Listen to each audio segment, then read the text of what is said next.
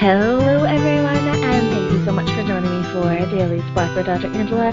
I am your host, Dr. Angela Butchester. You guys know what I like to do on my show. Say it with me. I want to enlighten you. I want to inspire you. I want to empower you to become your best self. Now, Scripture reminds us that the tongue is a small thing that makes grand speeches, but a tiny spark can set a great forest on fire. And today we want you fired up about my guest, Charley Swords. We'll be talking to her about her book, Dare to be a Revolutionary Leader. People are the solution. Change your leadership culture. So go on, get comfy, get cozy, get your coffee or get your tea, because we are about to get started. Hello, Charley. Thank you so much for joining me here on Daily Spark with Dr. Angela. Hi, Dr. Angela. Thank you for inviting me to join you. I'm delighted to be here. Absolutely. I'm so glad that you are here. Now, just in case we have a few folks out there that are unfamiliar with you or your work, before we start talking about your book, could you introduce yourself, if you will, to those who this is the first time they're getting a chance to meet you? So, Charley, tell us what makes you you. Thank you very much, Dr. Angela. Yes, indeed. I'm Charley Swords. I'm from Ireland, and I had a career, an 18-year career in a banking institution in Ireland for 18 years, after which I left and set up my own consultancy, and I've worked internationally in over 26 countries in the last 24 years. Now, the reason I left, it was part of that experience that inspired me to leave and also to ultimately write the book. And it was the fact that people were kind of the missing ingredient in terms of the leadership styles and cultures that I witnessed in my organization. And in my 24 years then, I also noticed that the same thing seemed to apply. So if we say, who am I? I'm somebody who is very passionate about empowering people. And I want to inspire others by helping them to identify and believe in their own abilities and ultimately in their potential, their real potential. Absolutely. Those are great things. Thank you so much for all of that. Now, when it comes to being an author, is that something that you have always wanted to do that, or did you find that this was simply another way in which you were able to share your message? Actually, it's something I've always wanted to do. I dabbled in publishing directly and indirectly over my career. When I was in the early years of my banking career, I joined with two friends and we set up a self-help magazine, and we set up the publishing company for that magazine in Ireland. And that was to help the homeless, the long-term unemployed and former prisoners. So I dabbled in the publishing world from the margins, I must add.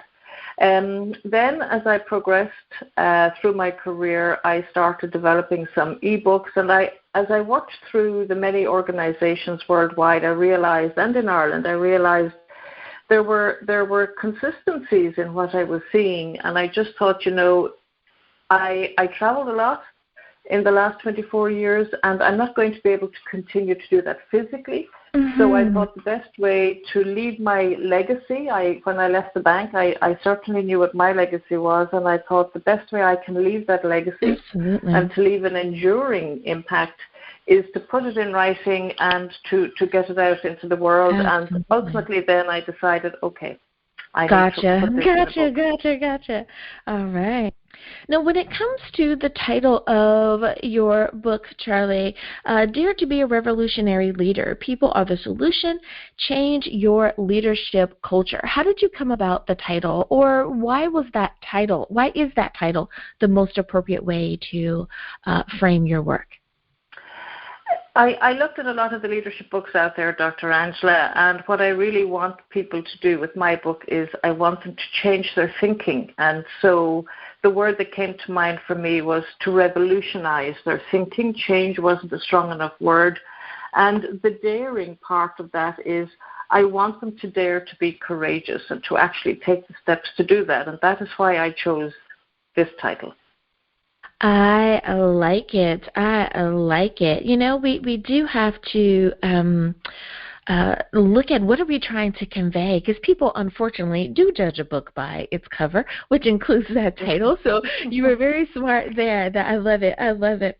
Now, when it comes to the goal of the book, I think that every author wants to make sure that they have put some nuggets of wisdom in the book, or that there is a message that they want to get across so that the reader has a really awesome takeaway. What is the goal in your mind's eye? What is the goal of the book, or what is the takeaway message that you want to make sure the reader understands? Well, what I really would like my readers to understand is I would like them to ultimately read this book and work through the various exercises and the methodologies that are there and apply them in their everyday work. And I want them to actually realize the true value and worth of themselves first, and then of the people at all levels in their organizations.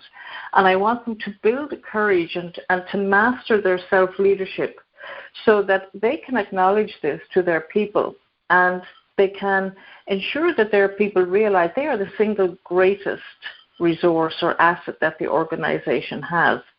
And I would like them to use this book as a go-to guide to take the time to invest in getting a deeper understanding of their true selves, their core values, and to become inspired and motivated to be true to themselves.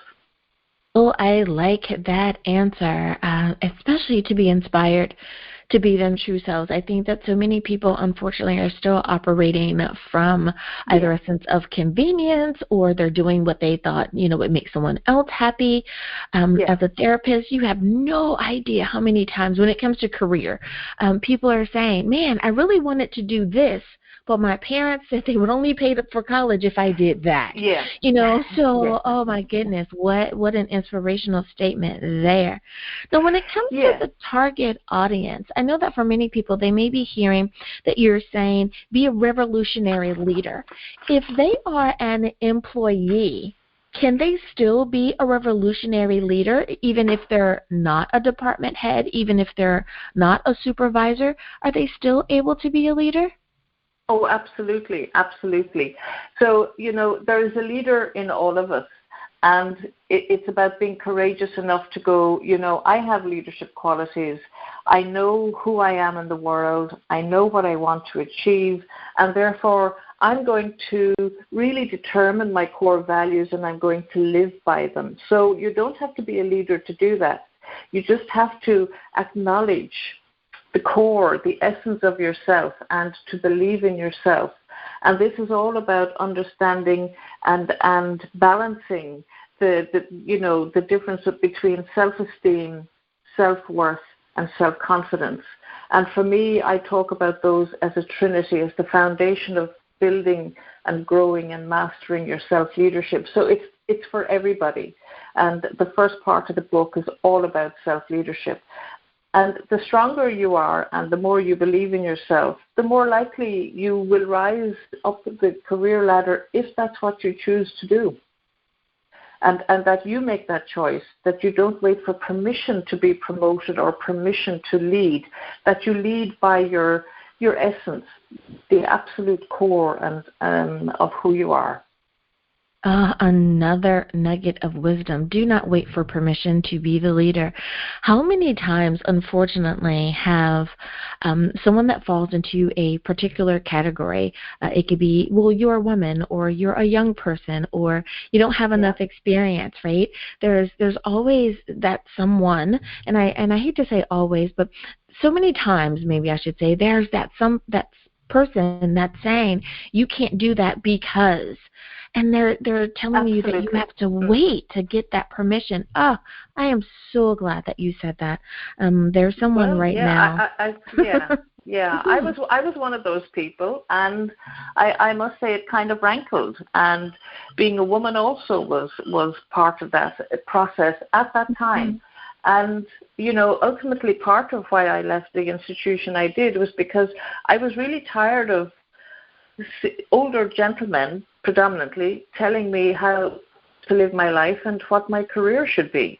And I just knew I was trying to be true to myself. So this book is written based on my personal experience and growth and leaving an institution and what I saw and how I've been encouraging and mentoring others all over the world since. So it really is, be true to yourself, know who you are, and know who you want to be in the world. Boy, have you just inspired someone right there. You have lit a fire. I can feel it. Someone's going, yes, this is exactly what I needed to hear today. When we have that meme that says, if you're looking for confirmation, here it is. So, listeners, if you were looking for confirmation, here it is. Be yourself. I love it. I love it. Now, Charley, let me ask you about how to properly read your book. I know that many authors will put it together in a way where you should read it from cover to cover, simply meaning page after page. Others will do chapters or sections where it's best if you complete a chapter or section before moving on to the next. Did you construct your book in a way where there's a better or a best way to read it to really glean as much information from the book as possible? Yes, it is structured very deliberately, Dr. Angela, and my book is structured in 3 parts. The first part is about yourself. The second part is about your employees or your people, and the third part is about your results. Now, you know, as we know, when an organization is developing their strategy, they start with the bottom line and the figures and the results, and they work from there. And I'm deliberately turning that on its head. And I do believe that the people should be front and center at all organizational level and also in communities and in families. And they should all have an input into what they want to achieve. Because at organizational level, your people are the implementers. They're the people through whom you will achieve your results. So I really believe they need to be put first, and the results can come second. But in order to lead your people and your teams effectively, you need also to be able to lead yourself, and therefore that's my starting position. And now with the Great Resignation and in this post-pandemic world, there are an awful lot of leaders going, oh my goodness, I don't know, am I a strong enough leader to guide my people through this? And that is very much, my book is very much aligned to help you deal with those questions, leaders are asking of themselves. So to work through the book, definitely start with the first part of it and just take the exercises. This is a guidebook. There are exercises here to help you to go back and think about what motivates you, or the internal or external motivators, to help you determine exactly what your core values are. And, they evolve as well. So don't think, gosh, I've forgotten what they were 10 years ago, because they won't be the values that you uphold today.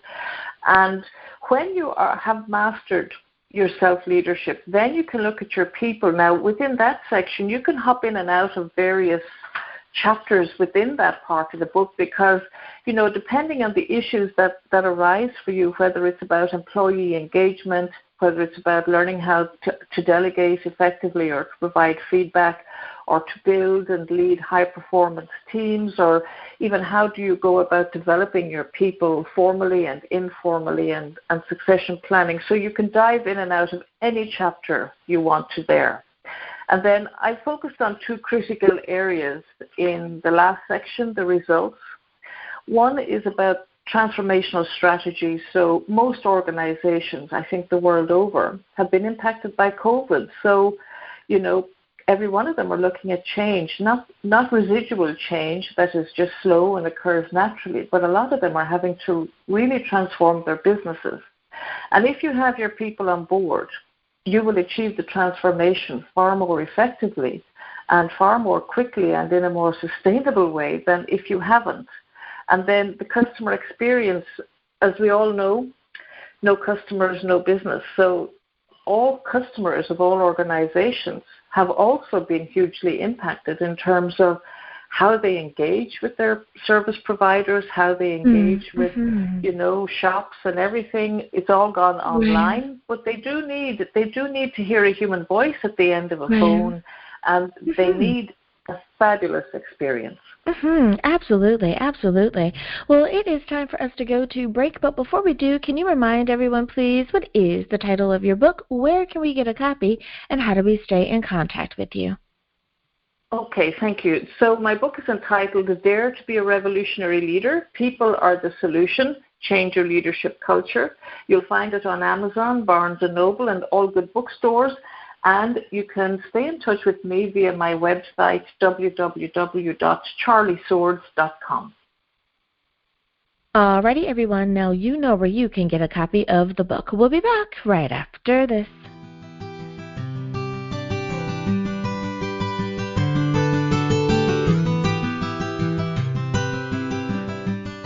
And we are back. Thank you so much for joining me for Daily Spark with Dr. Angela. I'm your host, Dr. Angela Chester. My guest today is Charley Swords, and we're talking about her book, Dare to be a Revolutionary Leader. People are the solution. Change your leadership culture. So, Charley, my next question for you is, how is this book different than some of the others? I like asking that question because we always have someone who's a naysayer who may catch the broadcast. And with that being said, there's thousands of books out there on the subject that you're talking about. What makes you so special? So here's an opportunity to perhaps explain what makes your book a little different than some of the others that we find out there. Thank you. This book is actually a go-to guidebook. It's not full of theory. It provides a detailed framework to assess and develop your leadership skills. And basically, it provides a very practical, and a very comprehensive roadmap to leading and motivating yourself and your employees with integrity and authenticity. And it is for everybody who is responsible for leading and developing their teams, and those who are caught in probably in a bind in terms of where to from here. How can I get, more productivity out of my people? How can I improve the bottom line? Or, how can I solve the problems that I'm facing into? So it's very practical. It simply guides everybody through insightful experiences based on real experience worldwide. And it's about becoming more conscious in your thinking, more conscious in your actions, and ultimately a better role model for your people. So rather than kind of take the application of, do what I say, not what I do, it's you walk the talk. And to do that, then it really helps you get to the core of yourself. When you understand that in yourself as a leader, it then helps you to lead your people with empathy and with humility, and to see them as human beings rather than a means to an end, or just somebody in the production line. And that's hugely, hugely important in today's world. So very, very practical, very insightful, and very much about doing the inner work first before you do the outer work.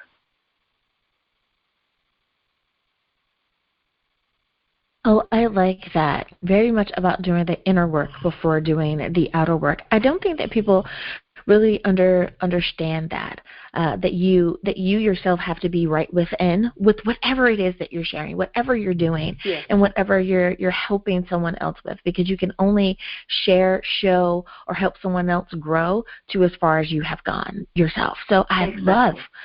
love that you have said that. You are getting some nuggets of wisdom today, listeners. I hope that you are enjoying this free information that you are getting today, because she is on a roll. I love it. Now, you kind of touched on this a little bit earlier, Charley, and that is how your book is relevant to what's going on in the world today. Like previously mentioned, and with so many people, we have had to change the way that we do things, the way that we go about our processes because of COVID. With that being said, how is your book relevant, or how should someone understand how to take this information that you're sharing, and can they still apply it to a pandemic world? Absolutely, because an awful lot of this, and I had almost finished the manuscript before COVID appeared in our lives. And so I revisited my entire manuscript to factor in the horrendous changes that were literally happening the world over, where, organizations and leaders, suddenly everybody had to work from home in businesses and sectors where working from home or from a remote location was unheard of. And so the leaders were struck with challenges that they had never thought about in terms of how do I manage, hybrid teams, on-site teams, or fully remote teams, and how do I keep them all motivated when we're no longer in a physical setup where we work physically as a team. So I think this will continue and the pandemic possibly, for quite some time to come. But I don't think the genie can be put back in the bottle in terms of, I don't think we will ever go back to what people thought was normal. I think we're in a new normal, and I think most organizations will have hybrid or fully remote working teams. Now, that makes it quite difficult for leaders, because an awful lot of leaders would have been trained and would have learned and been developed according to the traditional leadership models where you actually can physically see and work alongside your people. And that's no longer the case. So they have had to change themselves in terms of how they communicate via electronic channels or the phone. There's a huge section there on communications, how to spot the signs of difficulty from remote working, and how to guide your people through it. Now, some employees are blossoming in a remote working situation, but some are not.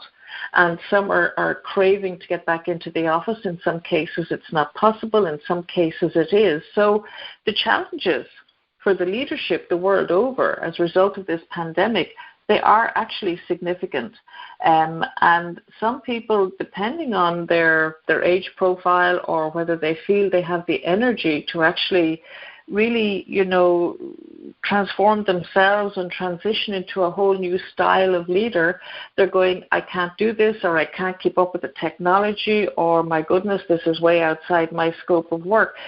The book will help them come back and find themselves, find their strengths, and leverage their strengths. It's very easy to go, oh my goodness, how am I going to do this? And to kind of put your hands up in the air and walk away. And you don't have to do that.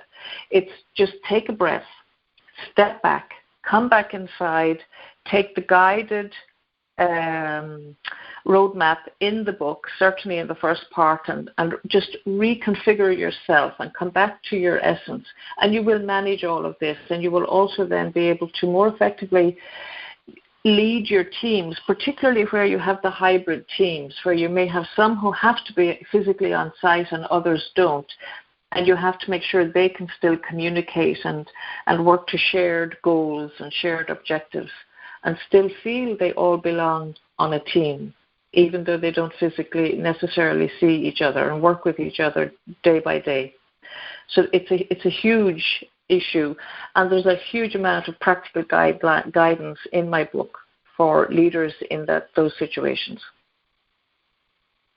No, I love your answer.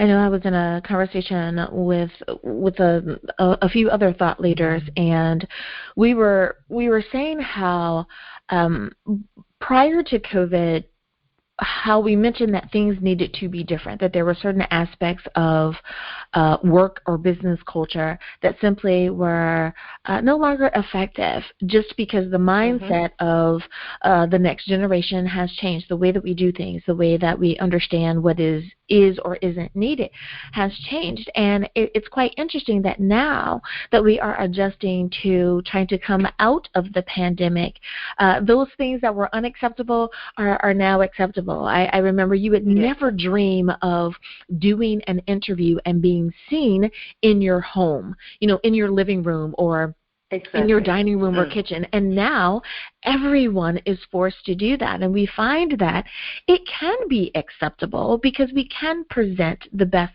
side of ourselves, even if we are in a remote location, and still get the job done.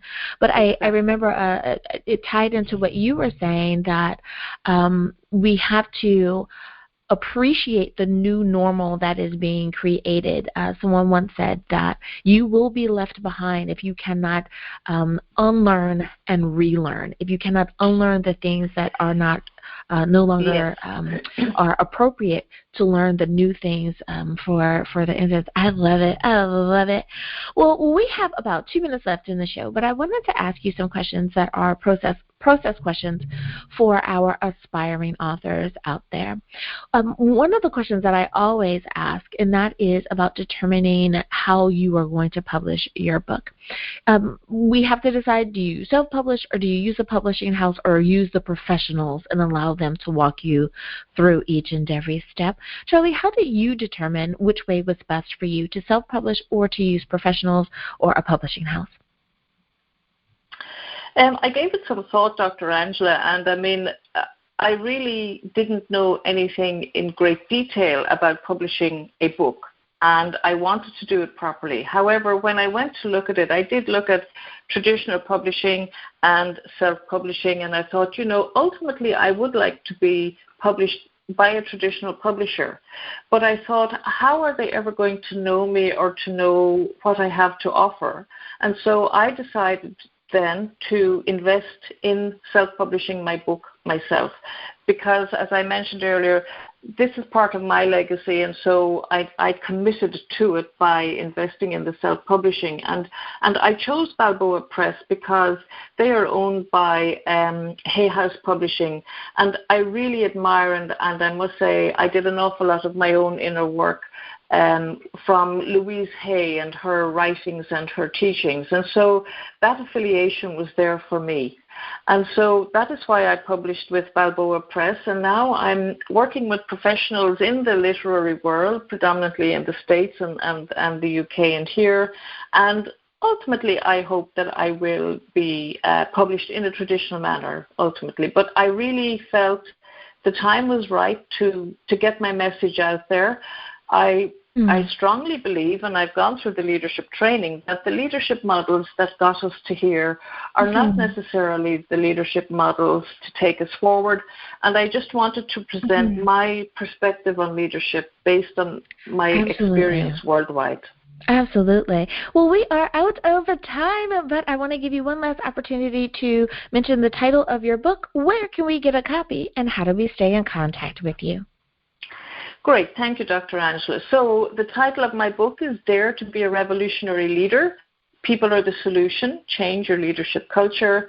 You can get it on Amazon and Barnes & Noble and all good bookstores. And you can keep in touch with me on charleyswords.com. Thank you again, Charley, for being a guest here on the program. Thank you, Dr. Angela. It was a pleasure. Thank you for having me. And listeners, thank you for spending some time with us here. As well, as always, may the Lord continue to shine his face upon you. May you receive his grace and his mercy in all that you do. Until next time, everyone, remember that you are blessed in the Lord. Have a great day, everyone. Bye-bye.